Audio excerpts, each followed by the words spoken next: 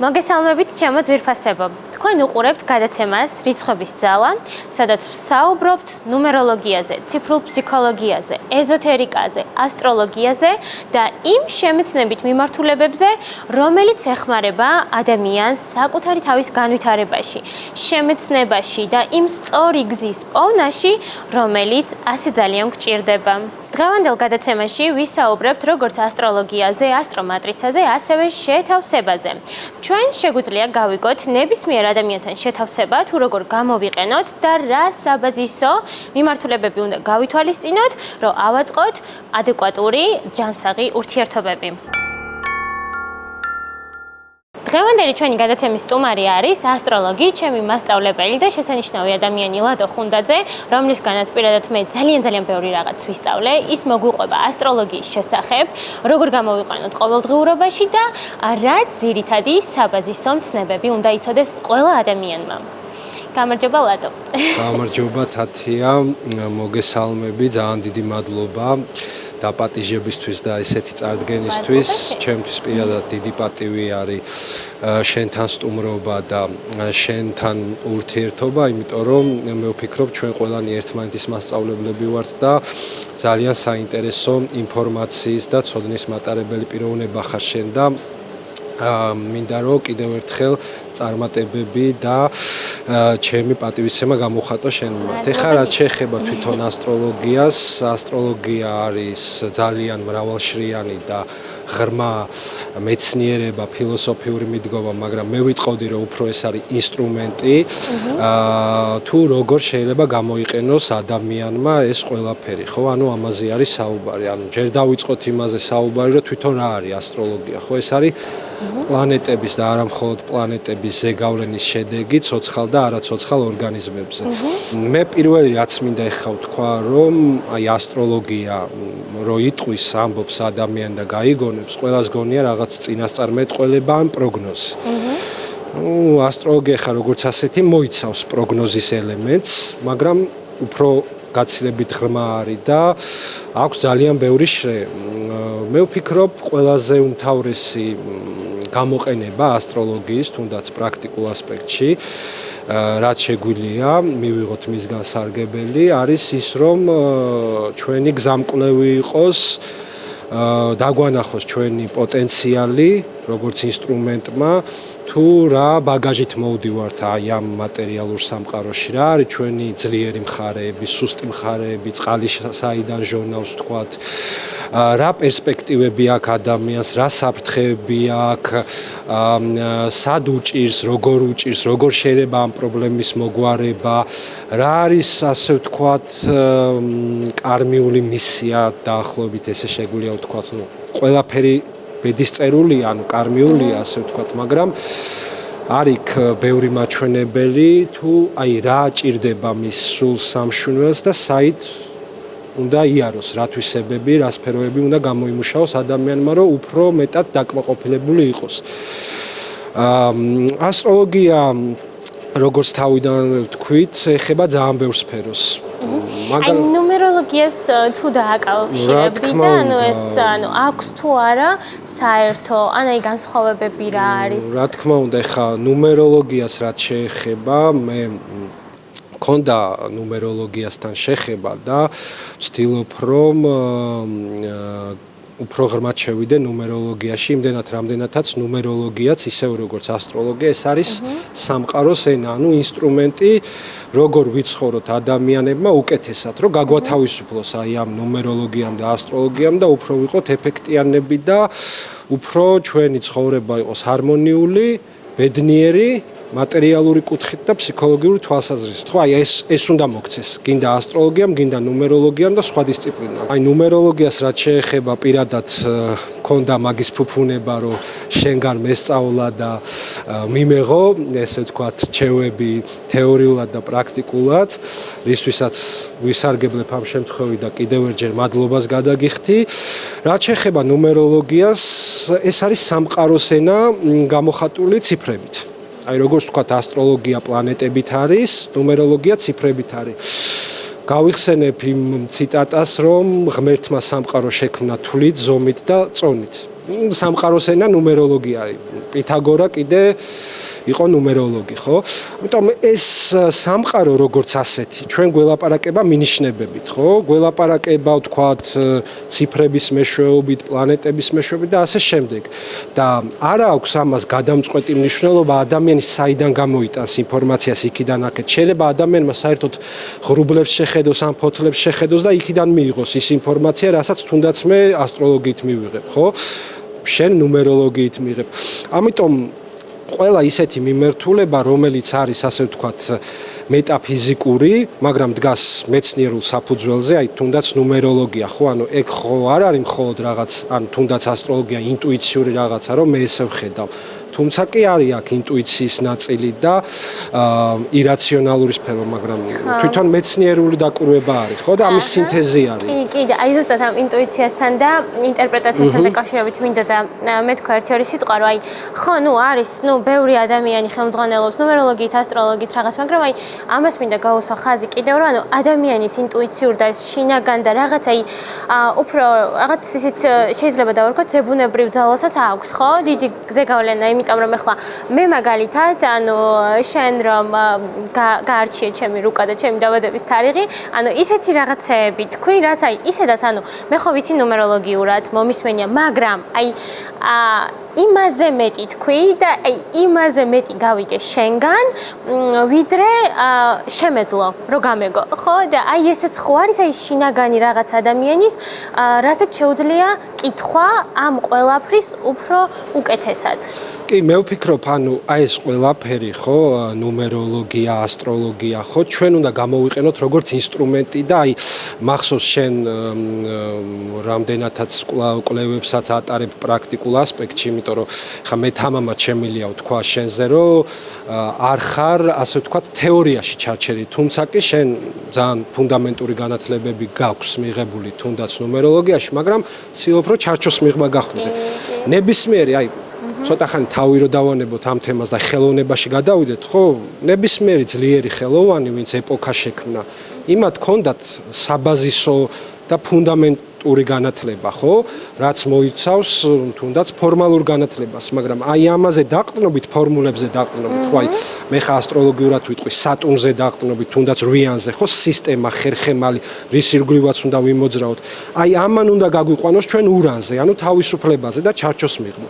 ამიტომ თანმიმდევრობას აქვს ძალიან დიდი მნიშვნელობა, მაგრამ ჩვენ არ უნდა ჩავიკეტოთ ამაში და თუ აი მაგალითად ხა ფანატიზმი როგორც ახასიათებს ნებისმიერ რამეს, ხო, აი თქვათ არსებობს ძალიან ბევრი განხრის ფანატიზმი, ხო? მხოლოდ რელიგიური ფანატიზმი არ არსებობს, ხო?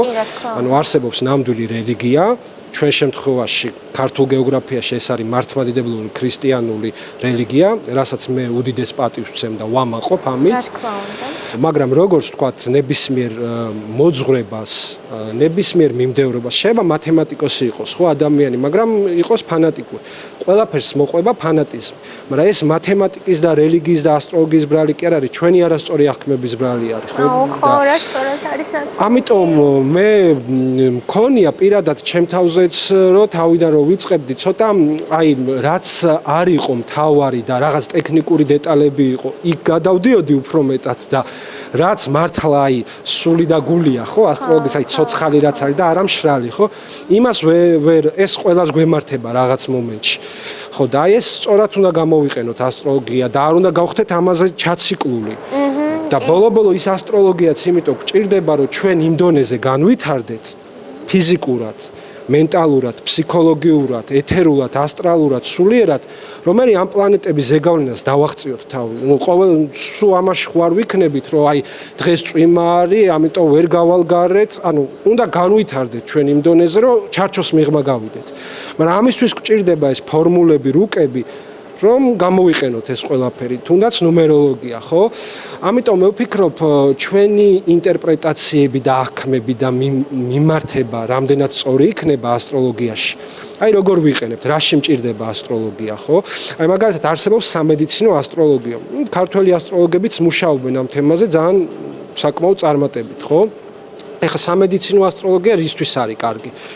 რომ აი ადამიანს ვთქვათ, აქვს ოპერაცია დაგეგმილი. ეხლა ურგენზე არ ვლაპარაკობ, ეხლა როცა უცებ ადამიანს მოულოდნელად რაღაც ეწვევა, იქ ეხლა მზეს, მთვარეს და მერკურს ვერ შეხედა, ხო? ანუ იქ სიტუაცია მე გულისხმობ, როცა გვაქვს იმის ფუფუნება, როდის დავგეგმოთ, ხო, ოპერაცია. სად დავგეგმოთ? ეს იძლევა ძალიან დიდ შედეგებს. ძალიან დიდ შედეგებს. და თუ ენერგეტიკულად, პლანეტარულად, ნუმეროლოგიურად, ბიორიტმის მიხედვით, ხო, ეს ყველაფერი სინთეზში უნდა მოვიდეს. არასწორ დროს არის დადგენილი ოპერაცია, ხო? ყოფილა ძალიან ბევრი შემთხვევა, რომ სერიოზული ცნობილი ექიმის ხელში ძალიან მძიმე შედეგით დამთავრებულა. ამიტომ აქვს ამას მნიშვნელობა და ეს უნდა გამოვიყენოთ რამდენადაც გვაქვს. ერთს დავამატებ, თუ შეიძლება რომ აი აქ არის ძალიან მნიშვნელოვანი ასტროლოგიის გეოგრაფია. და ამაზეც მუშაობენ ქართველი ასტროლოგები და ყველა ასტროლოგი მუშაობს, ბევრი უпростоრად მუშაობს. აი მაგალითად, ასტროლოგიაში არსებობს, ეხლა შენ კარგად მოგეხსენება სახლების სისტემა, ხო?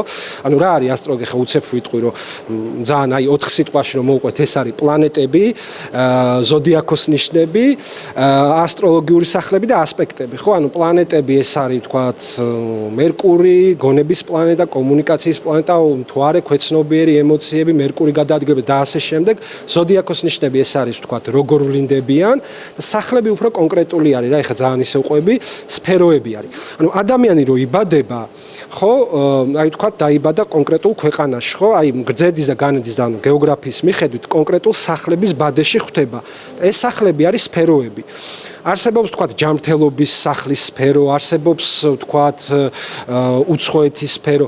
აი თუ თქვათ ჯანმრთელობის სახლის სფერო არის დაზიანებული დაბადების ჰოროსკოპში, ის თუ წავა სხვა ქვეყანაში, ასტროლოგი ამოურჩევს ისეთ ქვეყანას, სადაც ის სახლები იქნება უკეთეს პოზიციაში, ანუ ჩვენ რო გეოგრაფიას ვიცვლით, სახლები იცვლება, ანუ პლანეტები და ზოდიაქოები რჩება, ჩვენი რუკა რჩება, მაგრამ სახლები იცვლება. ის სახლებიც რჩება, რაც გვაქვს, მაგრამ დამატებით ამას რელოკაციას ეძახიან რა.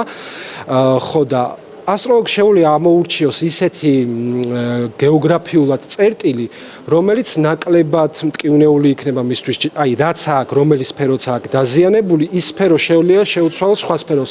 ამიტომ შეიძლება ვიღაცისთვის თქვათ, ამერიკა იყოს რაღაცა კუთხით უკეთესი, ვიღაცისთვის საქართველო იყოს, აი თქვათ, თუნდაც კარიერის კუთხით, აი კარიერას განაგებს მეათე სახლი.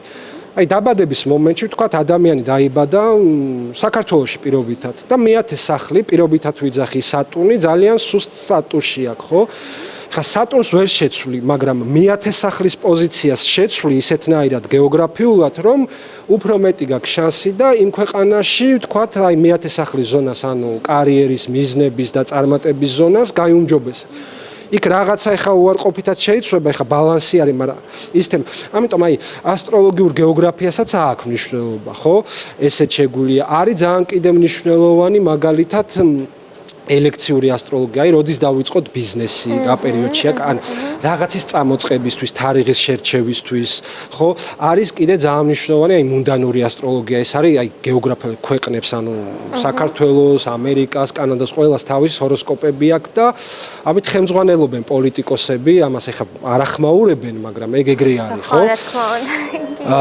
და ძალიან ბევრი შრია აქვს ასტროლოგიას, მაგრამ აი მე მაგალითად ყველაზე მეტად რაც მიყვარს და მე ყველაზე მეტად რაშიც მუშაობ, ეს არის ასე ვთქვათ ნატალური ჰოროსკოპი, პიროვნული ტრანსფორმაცია, რომ ასე ვთქვათ იცოდე შენ რა პოტენციალი გაქვს, რა ნეგატიური, ასე ვთქვათ, კარმა მოყვება, რა მოყვება პოზიტიური, როგორ დაამუშავეს, ანუ შენი პოტენციალები, შენი მიმართულებები, ну ერთხელ მაინც ადამიანმა თუ აქვს მას ეს განწყობა და ჯერა რაღაც დონეზე, იმიტომ რომ ეს სუბიექტურიდან უნდა წამოვიდეს, ხო?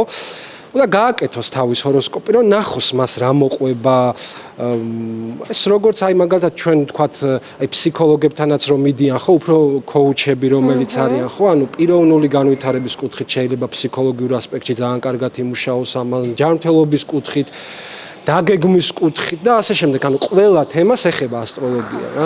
მაგრამ არიან ადამიანები, ვისაც ეშინია. ანუ რაღაცნაირად შიში აქვთ, ანუ თუნდაც მიმართვის ასტროლოგთან, თუნდაც ხო, რაღაცა ნუმეროლოგიასაც ცოტაერიდებიან და მით უმეტეს ახლა მატრიცა და ეს ყველაფერი უცხოა და ეშინიათ. აი რას ეტყოდი და რას ურჩევდი ესეთ ხალხს, ვისაც ეშინია და ნატალური რუკის შედგენა არ უნდა, იმიტომ რომ რაღაცა არ გავიგო და რაღაცა რაღაცა ისე არ გავაკეთოთ? საქმე რაშია, იცი, რომ ჩვენ უნდა წავიდეთ მიზეზებში. აი რატო ხდება ეს? იმიტომ ხდება ეს, რომ ყველა ეს ჩვენი ბრალიც არის, იმიტომ არის ჩვენი ბრალი, რომ თუნდაც ასტროლოგია და თუნდაც ნებისმიერი სფერო, ხო, არის არასრულყოფილად და ძალიან ასე ვთქვათ, ყვითელი პრესის დონეზე გახსნილი, გამჟღავნებული. ხო და ჩვენ უნდა ვიცოდეთ რა არის ასტროლოგია და რაში გვჭირდება. ჩვენ თუ იმიტომ მივდივართ ასტროლოგთან ან ნუმეროლოგთან, რომ აი მე მივედი, მოვისმინე იმისგან ინფორმაცია იქიდან აქეთ და მე კარგად გავხდები, ეგრე არ არის. აი მაგალითად ჩემთან ან შენთან როცა მოდის ხო პიროვნება კონსულტაციაზე. ჩვენ ვართ გამტარი ხო ინფორმაციის. ვეუბნებით ესე არის და ვცდილობთ დავანახოთ თავის თავში ეს რაც არის ჰოროსკოპის მიხედვით, ამ სისტემის მიხედვით. მაგრამ ის უკვე იმის სამუშაო არის პირადად, იმის შესაძლებელია. ანუ ესე არ არის, რომ ეს რაღაც ჯადოსნური ჯოხი არ არის, ეს არის მექანიზმი და ეს არის ინფორმაცია. რეცეპტს ვადარებ ხოლმე, ექიმთან რომ მიდიხარ და აი ანალიზს ვაჩვენებ. ხო და ესე არის რა, ანუ ჩვენი დამოკიდებულება რა არის? გვინდა ჩვენ თავზე მუშაობა, მაშინ გამოვიყენებთ ასტროლოგს. ხა თუ არ გვინდა და უბრალოდ ასე ვთქვათ, ცნობის მოყვარეობისთვის მივდივართ, მაშინ შედეგიც ნაკლები იქნება და საერთოდ არ იქნება რა. ანუ მე რა მინდა? ეს არის მთავარი და თან დღეს ახლა არის ცნობიერების ეპოქა, ხო? და ცნობიერების ეპოქა რა არის, რომ მე ჩემი ძალისხმევით, როგორც ადამიანმა, ხო? უნდა შევცვალო ჩემი თავი უკეთესობისკენ. და ეს ჩემი თავი რო შევცვალო უკეთესობისკენ, ამისთვის მე მჭირდება ინფორმაციები. რა თქმა უნდა. ხო, ეხლა რა ვიცი, არსებობს ალბათ კი არა და არსებობს ისეთი ადამიანი, ვისაც არც ასტროლოგია ჭირდება და არაფერი არ ჭირდება. ხა თქვათ, თუ არის ადამიანი იმ დონეზე განვითარებული, ხო, სულიერად და ინტელექტუალურად, ხო? იმას შეიძლება სიზმრის სახით, ან ინტუიციის სახით, ან შინაგანი ინტელექტის სახით ეწოდება ისეთი ინფორმაციები, რომელსაც საერთოდ არ ჭირდება ჩემნაირი ადამიანის რჩევა და რეკომენდაცია.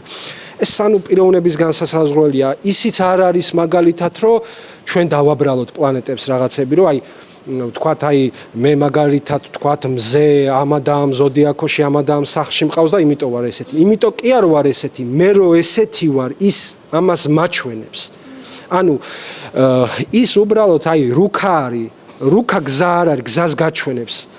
ხო, ამიტომ ჩვენ სწორად უნდა დავინახოთ ეს ყველაფერი და გავიგოთ სამყაროს რას გვეუბნება. ეს ინფორმაცია არის, ეს არ არის რაღაცა ზებუნებრივი, ანუ ადამიანი თვითონ მართავს ყველაფერს, მაგრამ რომ მართოს უნდა იცოდეს თვითონ ვინ არის და ჭირდება აი როგორც ვთქვათ, მრჩეველი გეუბნება რაღაცას, ხო? თქვათ ეკონომიკური კუთხით, ფინანსური კუთხით, ფსიქოლოგიური კუთხით. აი ესე არის ასტროლოგი და ნუმეროლოგი ჩემი აზრით, ხო?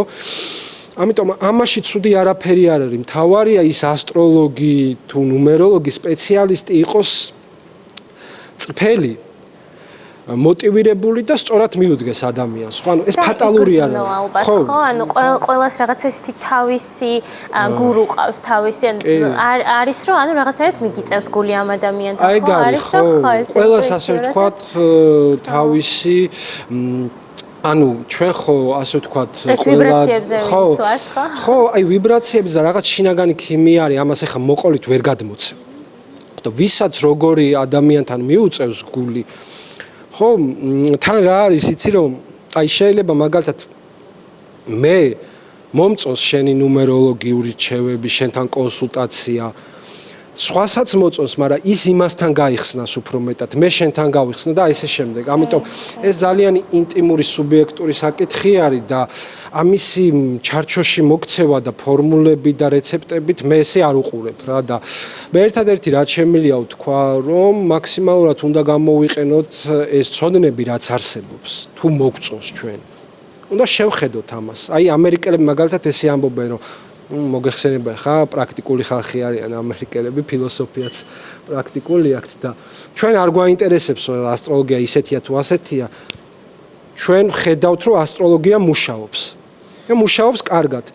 ანუ პრაქტიკაში უნდა დააკვირდე ხა თუ ატყობ რომ ასტროლოგია გამძიმებს, ნუმეროლოგია გამძიმებს, ასტროლოგია გამძიმებს, ხა რა გინდა ხო? ანუ შენ უნდა დაგეხმაროს ეს პირველ რიგში ფსიქოლოგიურად და პრაქტიკულად. თუ ეს შენ არ დაგეხმარება, ხო? ან ასტროლოგი უნდა შეცვალო, ან რაღაცა უნდა შენი მიდგომა ხო? ხო, რა ვიცი, ან უნდა გაეშვა ამ თემას, იმიტომ რომ ხა ყველასთვის ყველა შეიძლება ვერ გაიხსნას, იმიტომ რომ ასტროლოგიასაც თავის ეგრეგორია აქვს, ხო, ჯამური ენერგია. ხო, მე ხა ადამიანს ქვეცნობიერებაც არსებობს, შეიძლება ქვეცნობიერად ის ბლოკავს და არ უნდა იმის ქვეცნობიერს. ამიტომ ჩვენ არავის არ უნდა მოვახვიოთ ეს თავზე. ეს უნდა იყოს ძალიან ნებაყოფლობითი და ძალიან ისეთი რა, ჰარმონიული პროცესი. მე ესე ვფიქრობ რა. კი, გეთანხმები, სრულიად გეთანხმები და აი ზუსტად ლადოსთან რომ სწავლობდი ასტროლოგიას, მაშინ მომივიდა ეს იდეა ასტრომატრიცის, რაც ჩემი აზრით აი რაღაცნაირად თან ასტროლოგია და ნუმეროლოგია, განსაკუთრებით ბედის მატრიცა ერთმანეთს ავსებს.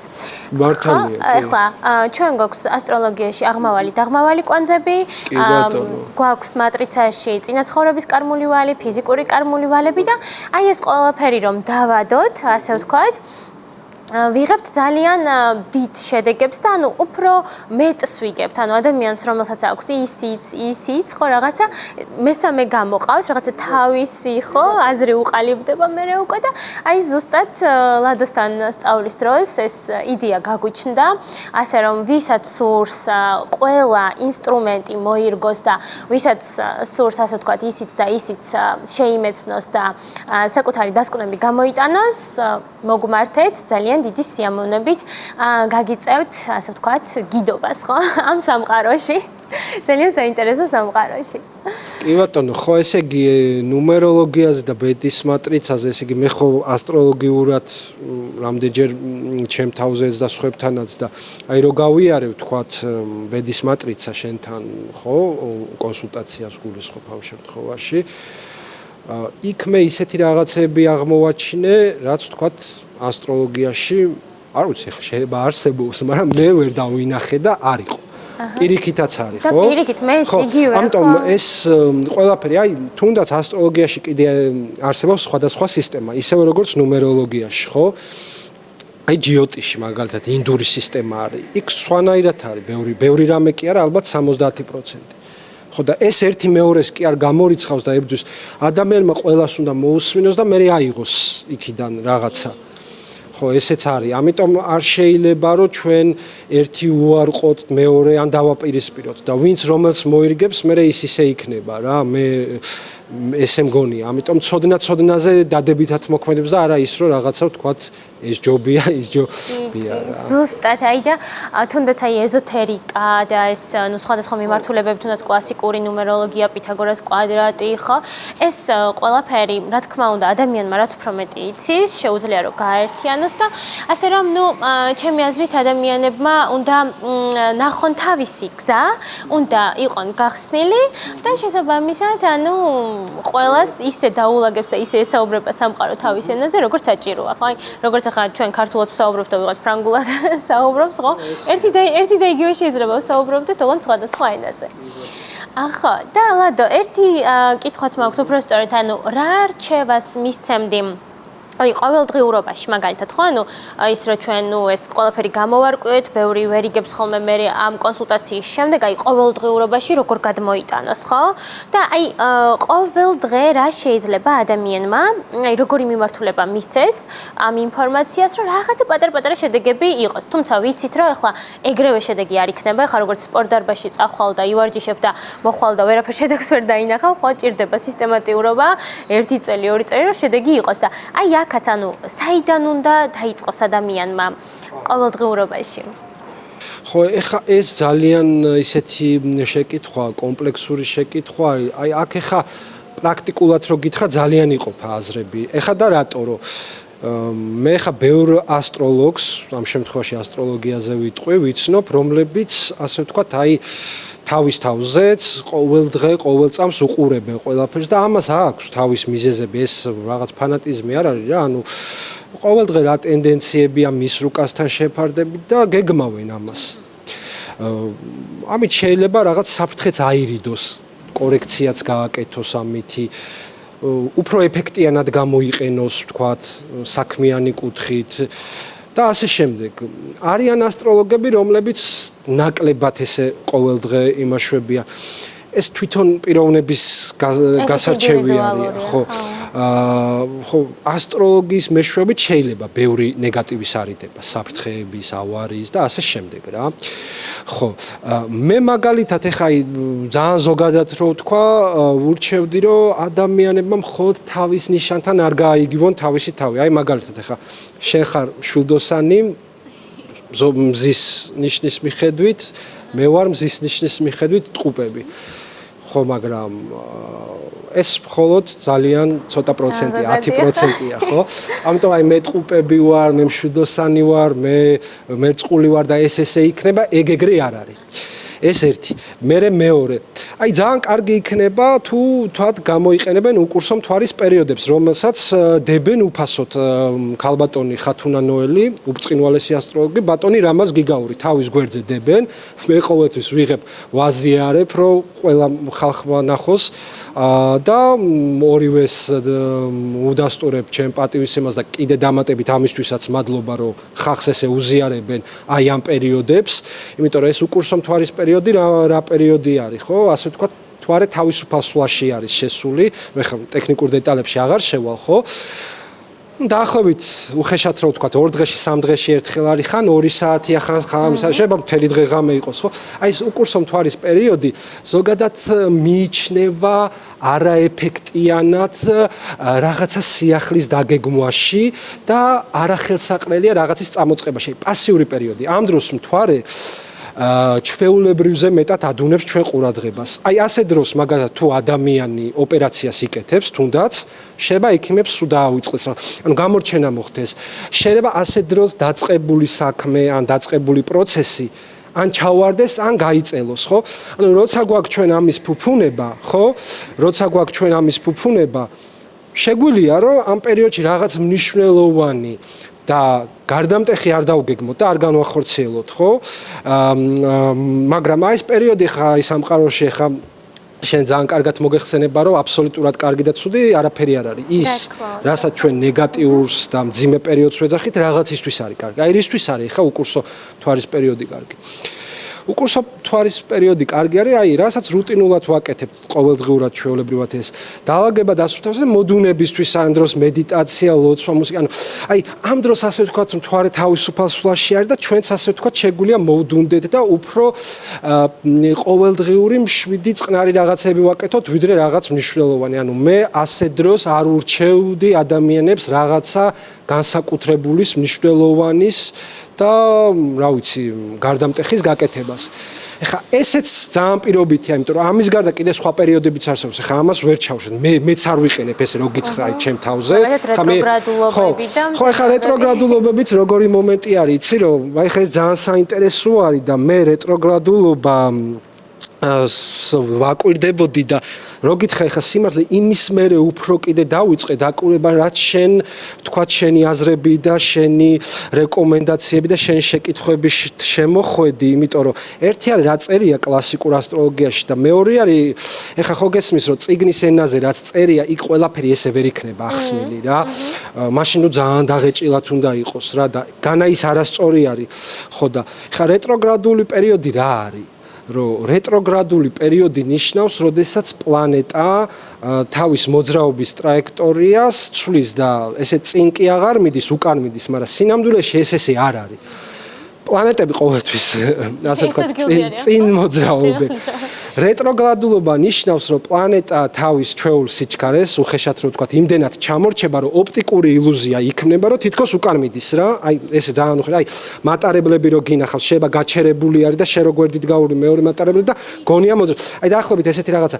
ანუ პლანეტის სიჩქარე იმდენად არის დავარდნილი, რომ ოპტიკური ილუზია ჩნდება, რომ თითქოს ის უკან მოძრავს. არადა ესე არ არის, მაგრამ ეს მნიშვნელოვანი, ეს ჯერ ერთი ბედისწერულად, ანუ რეტროგრადული პლანეტა, ანუ უკან გვაბრუნებს ჩვენ, წარსულში გვაბრუნებს და ასე ვთქვათ, რაც არის პლანეტის ფუნქცია, ის ფუნქციები ხდება შეფერხებული და ასე ვთქვათ, ამოყირავება ხდება ამ ფუნქციების და შეგვიძლია ეს ძალიან კარგად გამოყოს. აი მერკურის რეტროგრადულობა ავიღოთ. მერკური რაზე არის პასუხისმგებელი, ხო, ეს არის კომუნიკაცია, ინფორმაცია, შიდა გადაადგილებები, ეს არ არის რაღაც თქვათ ქვეყნის გარეთ მოგზაურობა, შიდა გადაადგილებები, კონტაქტები, კომუნიკაციები, ინფორმაცია. ანუ, როდესაც რეტროგრადული უკმოძრავი ხდება, ასე ვთქვათ, მერკური, აი ამ დროს ცუდად მუშაობს ფოსტა, იკარგება ამანათები, ამ დროს ნანახი ადამიანი შეიძლება დიდხანს ვეღარ ვნახოთ. გამოჩნდებიან ისეთი ადამიანები ჩვენ ცხოვრებაში, ვინც წარსულში დარჩა, ან ურთიერთობა გავწყვიტეთ, ანუ ვეღარ ვნახოთ, ხო? ანუ ეს პერიოდი კარგი არის წარსულთან ურთიერთობისთვის, ძველი კონტაქტების აღდგენისთვის, ძველი კომუნიკაციის აღდგენის ისეთ საქმეებს რო დაუბრუნდეთ, რაც წარსულში დაგვრჩა დასამთავრებელი. ანუ ასე დროს ერიდებიან რაღაც ახლის დაწყებას, მაგრამ ესე ფატალურად არ არის იქ ხა ასპექტები უნდა გავითვალო.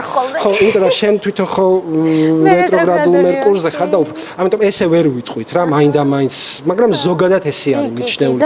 მაგრამ კარგი რისთვის არის, ასე დროს გონებაც უკვე არასტანდარტულად მუშაობს. ასე დროს შეიძლება ადამიანს მოუვიდეს ისეთი აზრები, რომელიც დირექტორი ან ჩვეულებრივი მერკურის დროს არ ქონდა. არაორდინალური აზრები მოდის და ასე დროს შეიძლება ისეთი გადაწყვეტის გზები მოგივიდეს, რასაც ჩვეულებრივ დროს ვერ აკეთებდით და ეს უნდა ჩაიწერო და როცა გახდება ხო სწორად მავალი მერკური, მაგ დროს განახორციელო. ამიტომ ეს ძალიან საინტერესო პერიოდი არის, უბრალოდ ასე ვთქვათ, უნდა გამოვიყენოთ ჩვენ სწორად.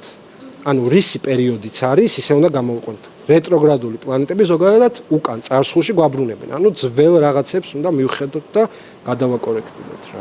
ძალიან დიდი მადლობა. ძალიან დიდი მადლობა შენ. ამ ყველაფრის მოსმენა და ცოდნა რამხელა ფუფუნება არის და ძალიან დიდი მადლობა კიდევ ერთხელ ყველაფერს. ძალიან დიდი მადლობა და წარმატებები და ისევ. ასევე მადლობა დიდი.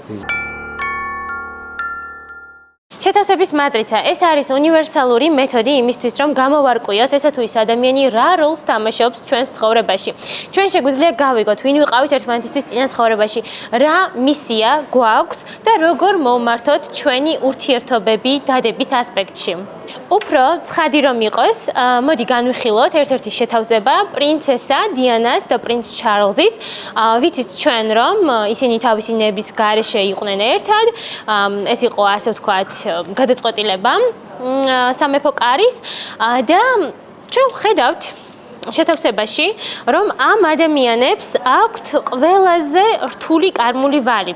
18-9, ასევე მე-18 ენერგია ცენტრში და სარკისებური დამოკიდებულება ერთმანეთთან მე-15, მე-12 ენერგიები, რაც გვაძლევს შებოჭილობას, რაც გვაძლევს ძალიან არაადეკვატურ დამოკიდებულებას ერთმანეთთან, ჩნდება ხოლმე ოთხკუთხედები, სამკუთხედები, ქალბატონი განსაკუთრებით ძალიან ცუდად გრძნობს ამ დროს თავს და ჩვენ ცხადად ხო ვიცით, რაც მოხდა პრინცესა დიანას თავს და დარწმუნებული ვარ, რომ ეს იყო უშუალოდ ურთიერთობების ბრალი.